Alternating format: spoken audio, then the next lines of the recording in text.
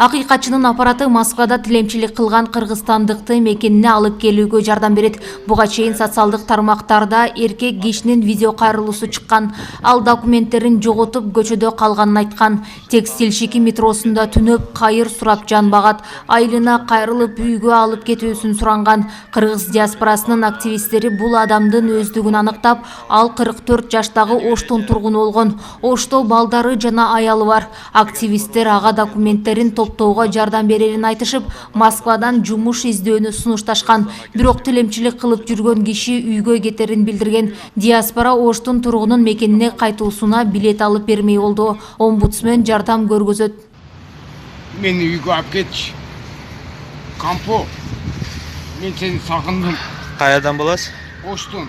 Атыңыз ким болот? Каныбек. Каныбек. Урматтуу туугандар, кимде ким ушу кишини тааныса, метро текстильщикте жашайт экен, Оштон болот экен, документтерин жоготуп, ушинтип көчөдө калыптыр. Азыр магазин алдыда көрүп калдым.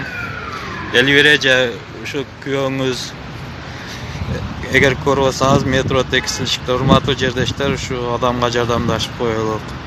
Кыргызстанга кетишe күн сууп көчөдө калыптыр. Ооба. Элбира.